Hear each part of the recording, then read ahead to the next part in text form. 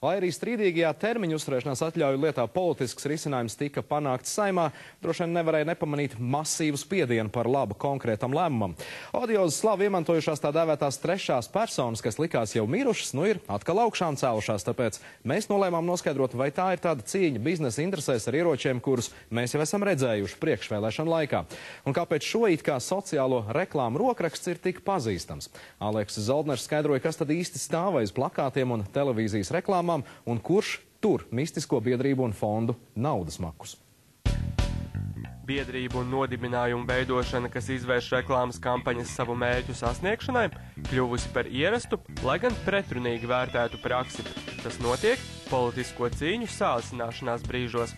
Pirms 9. Saeimas vēlēšanām trešo personu biedrības sabiedrība par vārda brīvību un pasaulē reklamēja attiecīgi Tautas partiju un LPPLC, cenšoties apiet priekšvēlēšanu aģitācijas ierobežojumus. Reklāmas ieguvušas apzīmējumu pozitīvisma kampaņas. Tautas partija ir korumpēta lēži, zaļie zemnieki ir oligarhi, Latvijas pirmā partija ir liekuļi, Tēvzeme un brīvība ir nacionālā naida kurinātāji, un jaunais laiks ir absolūti neprofesionāli. Tas ir tas, kas skan no mēdīs lejām. Kungi, kur ir pozitīvā programma? Pretēji iepriekš solītajiem pēc vēlēšanām biedrības ar pozitīvismu sludināšanu pārstāja nodarboties un klusi likvidējās. Tikmēr nodibinājumu veidošanu, lai nevajadzētu ķēpāties ar partijām uzliktajiem ierobežojumiem, drīz vien pārņēma arī pozitīvisma kampaņu vēlākie kritiķi. Ir pēdējā iespēja piespiest varu, sadzirdēt tautu.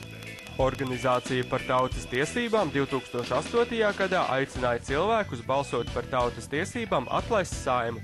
Reklāmās pirmo reizi kopā sanāca politiķi no Jaunā laika, Pilsoniskās savienības un toreiz vēl topošās partijas Sabiedrība citai politikai, kas tagad apvienojušās zem vienotības karoga. Izskanēja, ka politiķi reklamējas aiz sabiedriskas organizācijas muguras, lai apietu partijām uzliktos finansējuma ierobežojumus. Par tautas tiesībām veidotāji paši gan noliedz, ka izmantoti pozitīvisma kampaņu paņēmieni. Neviens no biedrības dibinātājiem, ne tās politiskās organizācijas, ne tās fiziskās personas, kas tajā ir iesaistījušās, negūs no tās sev kaut kādu reāli taustām labumu.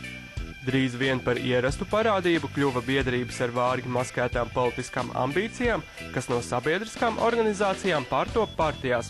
Šo schēmu pārņēma gan Aigara Štokenberga sabiedrība citai politikai, kas uzmanību piesaistīja ar reklāmas kampaņām par lielākām pensijām, gan Aināra Šlesera un Andra Šķēles par labu Latviju, gan Eināra Repšas biedrība Latvijas attīstībai, kas pēc plašās reklamēšanās kampaņas nozīmējusi partijas dibināšanas datumu decembra beigās. Ja citas valsts ir spējušas, arī Latvija var kļūt par attīstītu un stipru valsti. Pozitīvisma kampaņas mījušās ar negatīvisma kampaņām.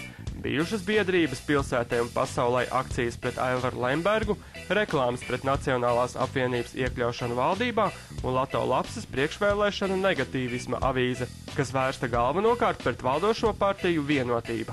Visiem sliktiem pa purnu. Nesenāks piemērs ir topošā politiķa Alda Gobzeme un citu domu biedru kustība par kultūru, kuras akcija Grende atkāpies, veicināja sabiedrības noskaņošanos pret daudz kritizēto un nu jau bijušo kultūras ministri Žanetu Jaunzemi Grendi. Bijuši arī gadījumi, kad ar emocionāli piesātinātiem klipiem cilvēku prātus grib pārveidot uzņēmēji, redzēta soļojošu burkānu armija un karakuģi ķirbju formā. Kustības nepēc svešu kampaņa šādi uzbūra savdabīgu Latvijas okupācijas ainu, kur iekarotāju loma atvēlēta citu valstu pārtikas produktiem. Ak, latvieši! Mēs mākam stāvēt pret spēku, pret tankiem iet, pret svešiem zābakiem dziedāt. Bet ja nu tanki garšo kā tomāti, un ja nu lodes ir saldas un lētas, ja nevar pakļaut, varbūt var uzpirkt. Un cīņa par cilvēku prātiem nu pat kā uzbangojusi ar jaunu sparu.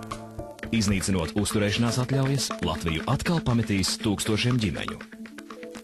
Jābaidās no tukšuma un nabadzības, ne no cilvēkiem. Es kā patriots un Latvijas pilsonis vairākus gadus esmu balsojis par Nacionālo apvienību, bet tas, kas tagad notiek, tā ir ļoti liela čakarēšana no viņu puses. Vienkārši cilvēki un viņu problēmas, kuras it kā var atrisināt uzturēšanās atļauju izsniegšana par nekustamā īpašuma iegādi.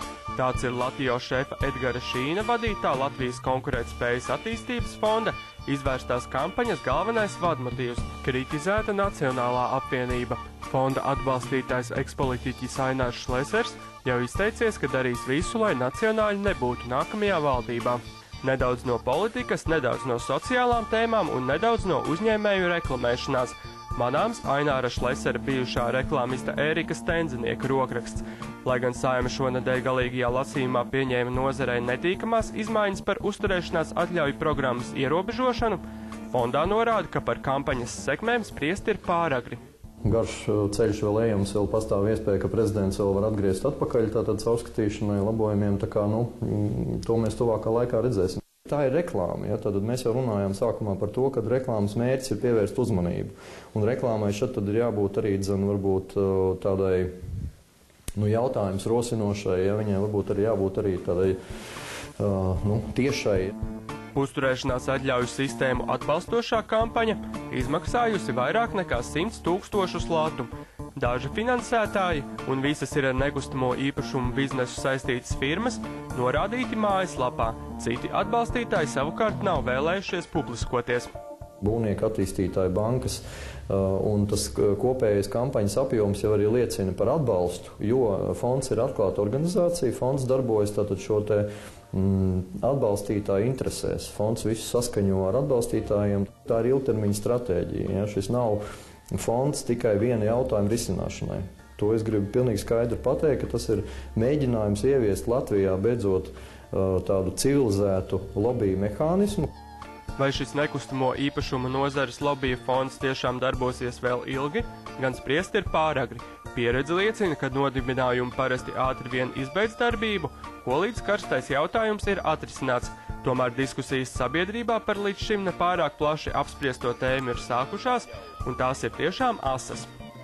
Uz mūsu republiku atkal plūst cilvēku straumē, gāzi grīdā biedri. Parodiju par uzņēmēju dārgo kampaņu izveidojas ar filmu Padomu stāsts atpazīstamību ieguvušais režisors Edvins Šņora. Viņš smēlies motīvus no padomju laiku propagandas un savā klipā ironizē par nekustamo īpašumu nozares lobija kampaņu. Es bieži viņus dzirdu, kad braucu mašīnā, ja? Un man tas ļoti atgādina to padomju stilu, ja, kas bija vienkārši, ka cilvēki tiek, acīm redzam, uzskatīti par muļķiem laikam, ja, kad, teiksim, tādā veidā masīvi tiek spiests, pie tam izmantojot, teiksim, tos datus un faktus, kas ir ļoti apšaubām. Tas vairāk ir kā protests, lai parādītu, ka ne visi ir pilnīgi idioti. Šņora par pašu līdzekļiem pārraidījis savas reklāmas radio, un tagad vāc ziedojums, lai varētu klipu demonstrēt televīzijā. Pašlaik aptuveni 70 ziedotāji saziedojuši vairāk nekā 1000 latu. Vienai reklāmai sanākšot. Tie ziedotāji man faktiski neviens nav pazīstams tā īsti. Tur ir, tie ziedojumi ir diezgan nelieli, sākot no lata. Vēlēšanas tuvojas. Es domāju, tāpēc tas notiek. Līdz vēlēšanām atlikušais gads nav ilgs laiks, norāda sociologs Arnis Kaktiņš. Eksperti uzsver, ka būtu grūti panākt, ka cilvēku pūļi ietu ielās un iestātos par vai pret uzturēšanās atļaujām, šādi izdarot spiedienu uz politiķiem. Tomēr tas nenozīmē, ka kampaņās iztērētā nauda būtu zemē nomesta. Tā vien izskatās, kad cilvēki, kuri, laikam, tā teikt, nav paši politiķi, ir sapratuši, ka šis varētu būt laiks, kad politiķiem varētu būt tomēr ļoti svarīgi sabiedrības noskaņojumi. Un tāpēc, ja mēs intensīvi iedarbojamies uz sabiedrību, tad var jau būt, ka caur šo sabiedrisko domu mēs varam atstāt iespaidu arī uz politiķiem, jo politiķiem būs vajadzīgas to cilvēku balsis, kur šobrīd skatās šos klipus. Šobrīd ir divas karojošas puses, kur katrā ir sava reklāmas produkcija. Tad man nav ne mazāko šaubu, ka šie reklāmas aktivitātes, ka viņas visdrīzāk polarizē sabiedrību. Tie, kas tur runā tajās reklāmās, tie ir vienkārši cilvēki no tautas, ja, un tās tēmas, par kurām viņi runā, ir tādas pietiekami saprotams visiem, un tas var iespaidot nākamreiz, kad būs vēlēšanas, to, par ko izvēlās balsot. Ja? Un skaidrs, ka politiķi tās divas lietas saliekot kopā domā, mums tur kaut kas ir jādara, ja savādāk par mums nebalsos, mēs būsim tie sliktie. Ietekmē sabiedrisko domu, bet uzreiz domājot, kā tas iespaidos politiķus. Eksperti vērš uzmanību, ka gan vienas, gan otras kampaņas mērķis ir sakāpināt emocijas un ievirzīt tās noteiktā gultnē. Pat ja Saeima pieņems ar nekustamo īpašumu saistītajiem uzņēmējiem netīkamās izmaiņas, uzturēšanās atļauju programmu būs jāpārskata 2016. gadā, un to darīs nākamā Saeima un valdība. Tāpēc var prognozēt, ka tēma atkal sakarsīs priekšvēlēšanu laikā. Aleksis Zolners, Valdis Sauzāns, Sergejs Zavarotņevs, LNT. Līdz šim gan pozitīvisms šādā veidā sabiedrību masveidā aizrāvis nav, un pagaidām līdzīgs rezultāts ir arī uzstājīgajam mudinājumam 7 reiz nomērīt pirms griezt. Par politiķu lēmumu šajā griešanā topa 2. vietā.